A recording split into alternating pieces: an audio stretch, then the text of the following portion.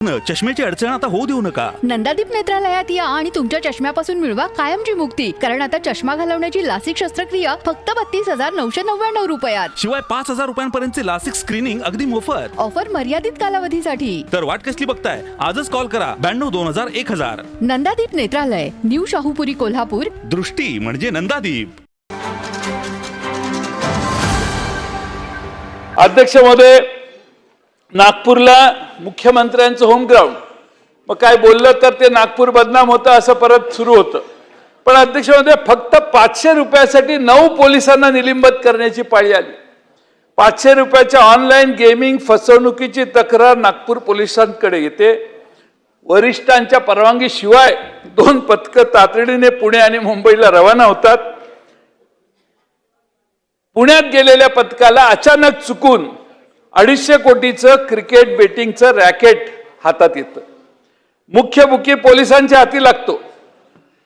Police अधिकारी आणि कर्मचारी कोट्यावधी रुपयाच्या बदल्यात त्या बुकीसोबत तडजोड करून त्याला सोडून देतात आणि नागपुरात परतल्यानंतर या बेकायदेशीर पैशाच्या वाटणीवरून याच पोलिसांची जे गेलेले होते त्यांची वादावादी होते.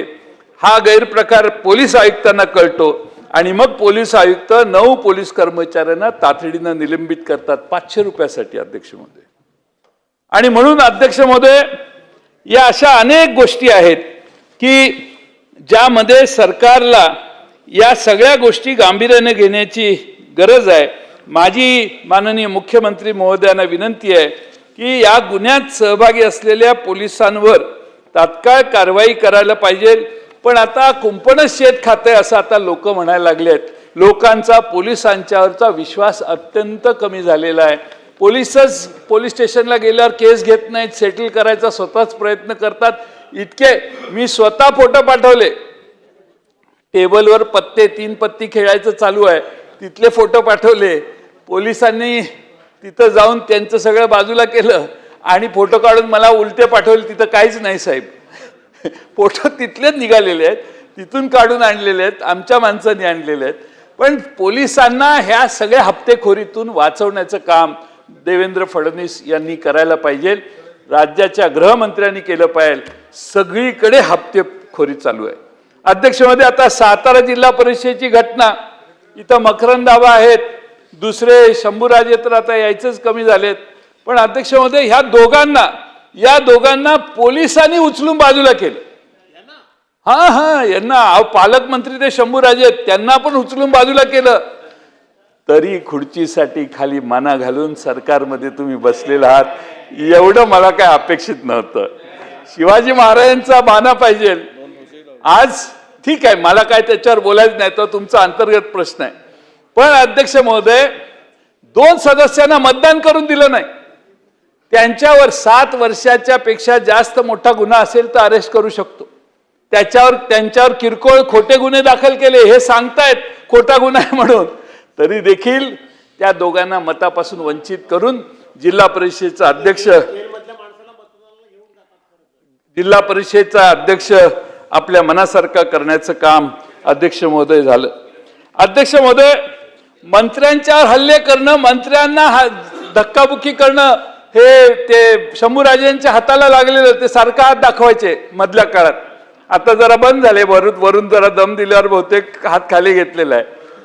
पण अध्यक्ष महोदय, पोलिसांची मजल एवढी, पोलिसांचा वापर एवढा, मी माझ्या 40 वर्ष आता होतील ही टर्म पूर्ण तुम्ही करायची संधी मला दिली तर. पण 40 वर्षात असं मी कधी बघितलेलं नव्हतं. करायचं, पण कार्यकर्ते आहेत, बाकीचे लोक आहेत, पोलिसांनाच डायरेक्टिव्ह करणं हे अध्यक्ष महोदय चुकीचं आहे असं मला वाटतं. अध्यक्ष महोदय, आता कुणी घोषणा केली, आंदोलन केलं तर अध्यक्ष महोदय आता तडीपारीची डायरेक्ट कारवाई होते. परवा मुंबई उच्च न्यायालयाने सांगितलं की राजकीय घोषणा देणं आणि नेत्यांचा निषेध करणं हा गुन्हा ठरत नाही. आणि न्यायमूर्ती काय म्हटले, सरकार आपल्या जनतेला गुलाम बनवत आहे का, एवढं गंभीर आणि अशा पद्धतीने तुम्ही तडीपार करू शकत नाही. न्यायालयाची ही चपराक माननीय मुख्यमंत्र्यांनी सगळ्या DSPंना बोलवलं पाहिजे, कॉन्फरन्समध्ये सांगितलं पाहिजे अशा पद्धतीची अवैध कारवाई तुम्ही करू नका. चुकीच्या न्यायानं पद्धतीनं रेटायला आम्ही फार वर्ष राज्य केले, पण लोकांना योग्य वाटेल एवढंच रेटावं, हे जरा जादा रेटारेटी चालली असं माझं मत आहे. आणि म्हणून पोलिसांच्यावर ज्या शेरा आहेत त्याची गांभीर्य गृहमंत्र्यांनी घ्यावं.